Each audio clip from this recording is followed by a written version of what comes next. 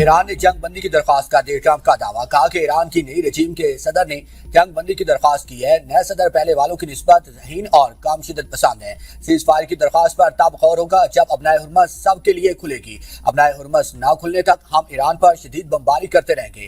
ایران پر آج تاریخ کا سب سے بڑا حملہ کریں گے۔ اس سے قبل میڈیا سے گفتگو میں ٹرمپ نے 2 سے 3 ہفتوں میں ایران سے نکلنے کا عندیہ دیتے ہوئے کہا تھا کہ ایران جنگ کے اہداف حاصل کر لیے، جنگ ختم کرنے کے لیے ڈیل ضروری نہیں، اب ایران میں مزید رکنے کی کوئی وجہ نہیں رہی۔ ایران میں رجیم چینج ہو چکی، ایران کو جوہری ہتھیار حاصل کرنے سے روکنے کا ہدف حاصل کر لیا۔ ایران کو دوبارہ تعمیر کرنے میں 15 سے 20 سال لگیں گے۔ ابنائے حرمت سے کھلے یا نہ کھلے، امریکہ جلد چلا جائے گا۔ امریکی صدر کا سعودی ولی عہد سے بھی ٹیلی فونک رابطہ، مشرق وسطیٰ کی صورتحال پر گفتگو، سعودی ولی عہد کو ممکنہ جنگ بندی مذاکرات کے بارے میں آگاہ کیا۔ صدر ٹرمپ آج قوم سے خطاب بھی کریں گے۔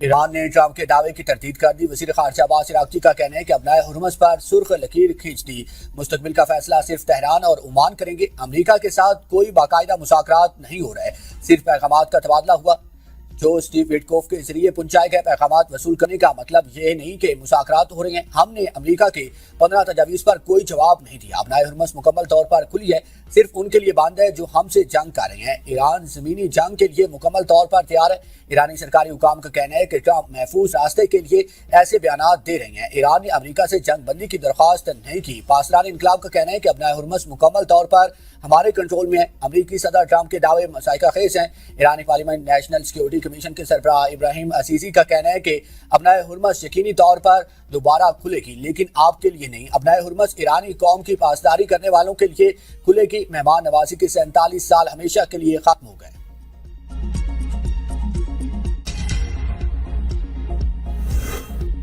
امریکہ اور اسرائیل کا وسطی ایران میں مبارکہ اسٹیل پلانٹ پر پھر حملہ۔ ایران کے مبارکہ اسٹیل پلانٹ کو ہفتے میں دوسری بار نشانہ بنایا گیا۔ اسرائیلی فوج کا ایران میں پاسداران انقلاب کے قدس فورس کے اہم عہدیدار مہدی وفائی کو شہید کرنے کا دعویٰ کیا۔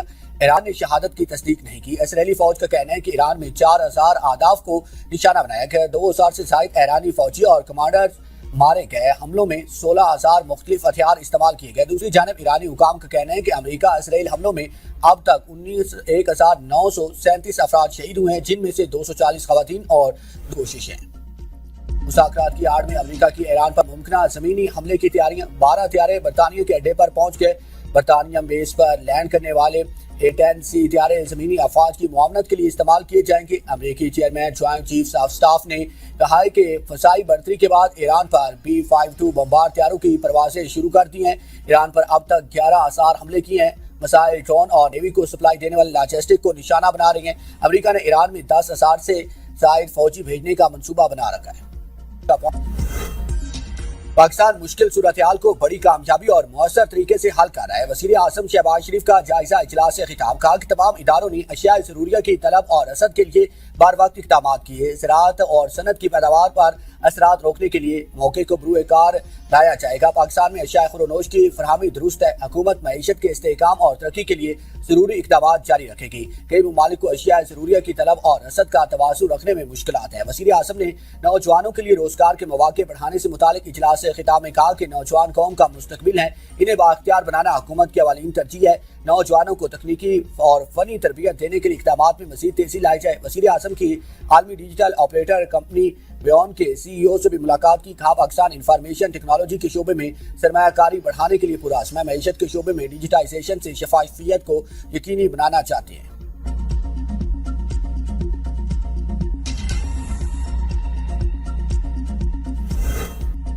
ہماری پی ٹی آئی کی آزادی کے لیے پرامن جدوجہد پر کوئی سمجھوتا نہیں ہوگا۔ Secretary general P T I شیخ وقاص اکرم کی APN نیوز کے پروگرام سوال سے آگے میں گفتگو، کہا رہائی فورس کے حوالے سے کوئی بھی اقدام آئین اور قانون کے دائرے میں ہوگا۔ ہماری پی ٹی آئی کی رہائی کے لیے احتجاج ہمارا آئینی حق ہے۔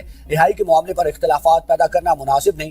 احتجاج کا دائرہ وسیع کرنے کے لیے سینٹر اور صوبوں کو مل کر کردار ادا کرنا ہوگا۔ آئندہ لائے عمل کا اعلان جلد متوقع ہے۔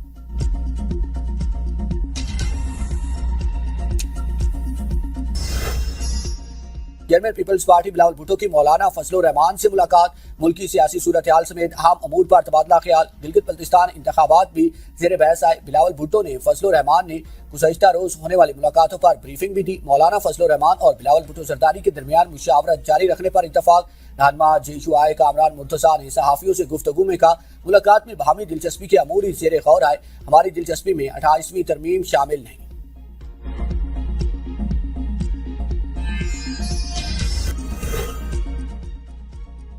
रोमची में पाकिस्तान, चीन और अफगानिस्तान के सैफरीकी मुज़ाकरात का पहला दौर खत्म। सिफारती ज़राए के मुताबिक मुज़ाकरात चीन की सालसी में हो रहे हैं। मुज़ाकरात में पाकिस्तान की नुमाइंदगी वज़ारत ख़ारजा के एडिशनल सेक्रेटरी ने की। पाकिस्तान दहशत गर्दों के ठिकानों को निशाना बनाने की पॉलिसी के मौक़िफ़ पर कायम। अफगानिस्तान से दहशत गर्दों को पनाह न देने का मुतालबा। वज़ारत इत्तलात की पाक अफगान सरहद से खारदार तारे हटाने की तरदीद। कहा कि तालिबान हुकूमत और भारतीय एजेंसी राव के तर्जमानों के दावे हक़ाइक़ से आ रही हैं। सरहद की हिफाजत सिर्फ पाकिस्तान का है। तालिबान हुकूमत दहशत गर्दों, जराइम पेशा, स्मगलर्स को दरअंदाजी में सहूलत फराहम कर रही है। पंजाब में स्कूल्स के बाद कॉलेजेस और यूनिवर्सिटीज भी हफ्ते में 4 दिन लगेगी। नोटिफिकेशन जारी। फैसले का इतलाक तमाम सरकारी और निजी कॉलेजेस और यूनिवर्सिटीज पर होगा। पंजाब भर के सरकारी और प्राइवेट औकात कार भी तब्दील सुबह 8 से दोपहर 1:30 बजे तक होंगे।